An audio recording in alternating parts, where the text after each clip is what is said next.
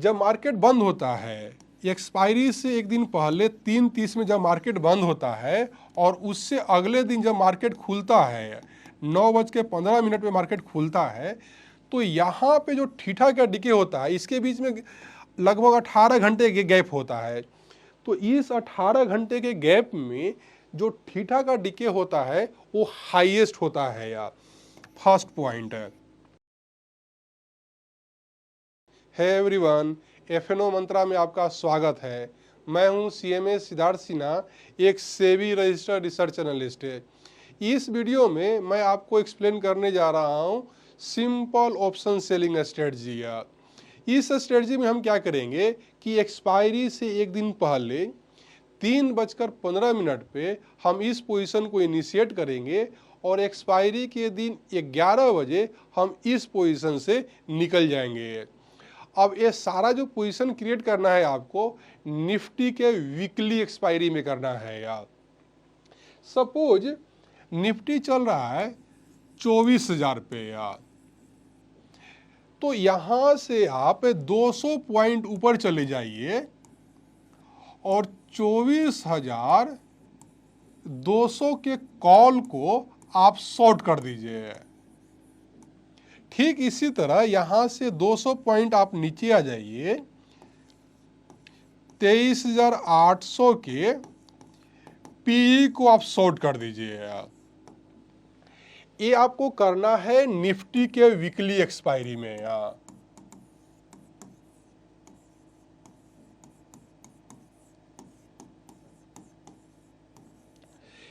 ये आपको करना है निफ्टी के वीकली एक्सपायरी में। और सी, एक्चुअली आप देख रहे हैं कि ये पूरा पोजीशन सेलिंग का है, तो आइडियली आपको हेज भी लेना चाहिए, लेकिन हम हेज सेम एक्सपायरी में नहीं लेने वाले हैं, हम एक हेज लेंगे नेक्स्ट एक्सपायरी में। और आप जैसे ही नेक्स्ट एक्सपायरी में हेज लेंगे, ये जो आपका जो ओवरऑल जो पोजीशन है ये तब्दील हो जाएगा आपका कैलेंडर स्प्रेड में। तो आपको करना क्या है कि देखिए, आपने करंट वीक के ऑप्शन को शॉर्ट किया है, कॉल को शॉर्ट किया है और पुट को शॉर्ट किया है, तो जिस स्ट्राइक के कॉल को आपने शॉर्ट किया है उसी स्ट्राइक के कॉल को नेक्स्ट एक्सपायरी में आपको बाई करना है। तो यहां से आप नेक्स्ट एक्सपायरी में चले जाइए और यहां पे आप क्या कीजिए कि 24,200 के कॉल को बाय कर लीजिए और ठीक इसी तरह 23,800 के पीई को आप बाय कर लीजिए।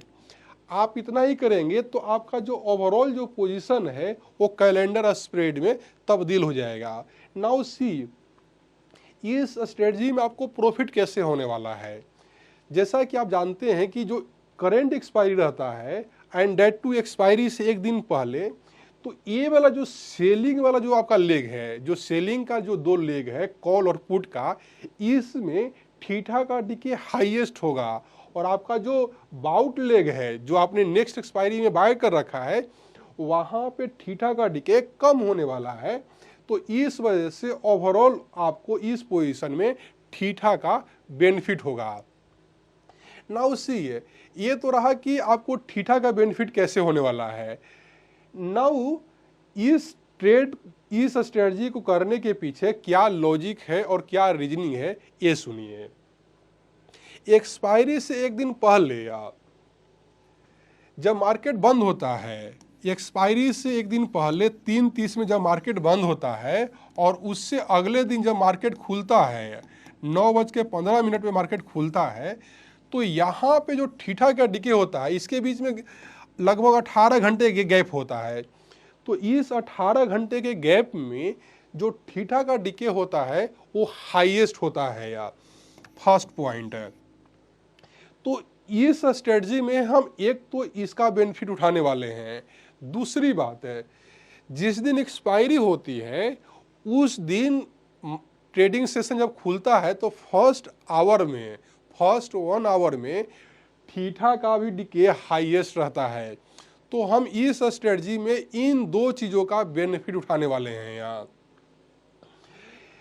तो दोस्तों देखिए, आपको इस तरह से पोजीशन को इनिशिएट करना है एक्सपायरी से एक दिन पहले 3:15 में। आप क्या कीजिए कि 3:10 पे चारों लेग को आप बास्केट में डाल लीजिए और मार्केट ऑर्डर पे आप पूरे बास्केट को एग्जीक्यूट कर दीजिए। अब देखिए, कब तक आपको इस पोजीशन को होल्ड करना है, अब ध्यान से सुनिए। जैसा कि मैंने पहले बोला कि अगले दिन एक्सपायरी के दिन 11 बजे तक इस पोजीशन को होल्ड करना है, लेकिन कुछ कंडीशन में आपको प्रेजेंट कर रहा हूं, यदि वो फुलफिल होता है तो इस पोजीशन से आपको निकल भी जाना है यार। देखिए, हम मान लेते हैं कि आपने 23,800 के पुट को शॉर्ट किया है यार, आपने शॉर्ट किया है।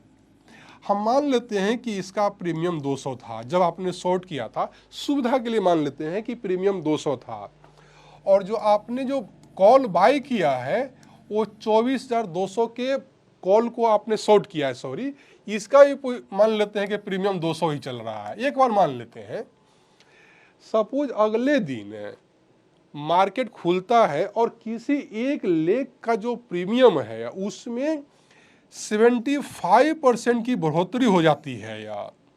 मान लेते हैं कि पुट है, मार्केट नीचे आएगा तो ये आपका जो प्रीमियम है 350 तक पहुंच जाता है, तो आप इस लेग से नहीं, इस पूरे पोजीशन से आप निकल जाइए। और यदि ये कंडीशन फुलफिल नहीं होता है तो आप पूरे पोजीशन में 11 बजे तक बने रहिए आप। ये तो रहा दोस्तों कि कब इस पोजीशन से निकलना है यार। अब ध्यान से सुनिए कि किस दिन इस पोजीशन को आपको, इस स्ट्रेटजी को आपको नहीं करना चाहिए। तो सी यार,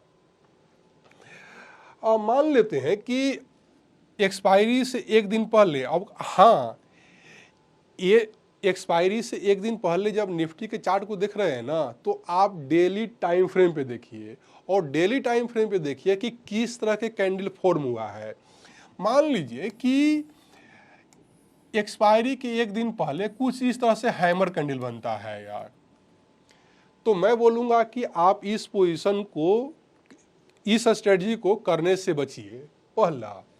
दूसरा, मान लेते हैं कि पूरा एक बीरिश मारुबुजू कैंडल बनता है, एक पूरा रेड कैंडल बनता है जिसमें ना तो लोअर वीक है और ना ही अपर वीक है, उस दिन भी आप इस स्ट्रेटजी को करने से बचिए। तीसरा कंडीशन ये हो सकता है कि मार्केट जिस दिन कैंडल के बिल्कुल निचले हिस्से में क्लोजिंग दे, ये हैमर नहीं बने, मारुबुजू, बीरिश मारुबुजू नहीं बने, लेकिन ये जो क्लोजिंग हो रही है ना पूरे कैंडल के बिल्कुल निचले हिस्से में हो रही है, उस दिन आप इस पोजीशन को करने से बचिए। अब इसके अपोजिट ये भी मान के चलिए कि जिस दिन है, मान लेते हैं कि किस दिन ऐसा भी हो सकता है कि एक हैमर इस तरह के बनता है, या दूसरा ये हो सकता है कि बुलिश मारुबुजू बन जाए, या तीसरा ये हो सकता है कि जो क्लोजिंग हुई है कैंडल के बिल्कुल अपर हिस्से में हुई है। तो इस दिन भी आप बच सकते हैं, करने से बच सकते हैं, लेकिन यहाँ पे आपको एक डिस्क्रिप्शन लगाना पड़ेगा। आपको क्या लगता है कि मार्केट यहाँ से बहुत तेजी से ऊपर जा सकता है, उस दिन तो बच सकते हैं, लेकिन यदि आपको लगता है कि थोड़ा बहुत मार्केट ऊपर जा सकता है और चांसेस नहीं है कि ऊपर टिकेगा, तो आप उस दिन कर सकते हैं। वैसे भी देखिए, मार्केट जब गैप अप ओपन होता है ना तो अधिकतर दिन नहीं टिकता है यार, तो नहीं टिकेगा तो उस दिन आपको प्रॉफिट होगा।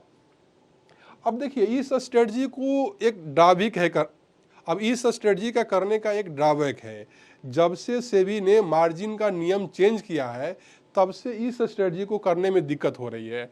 अब दिक्कत क्या हो रही है, इसको बिल्कुल ध्यान से सुनिएगा आप। एक्सपायरी से एक दिन पहले जिस दिन आप इस पोजीशन को इनिशिएट करेंगे उस दिन आपको मार्जिन कम लगेगा, और जैसे ही आप एक्सपायरी के दिन स्टेप अप इन होंगे उस दिन आपका मार्जिन का रिक्वायरमेंट बढ़ जाएगा, और यदि आपके डीमेट में मार्जिन नहीं रहेगा तो मार्जिन शॉर्टफॉल का आपको पेनल्टी लग सकता है।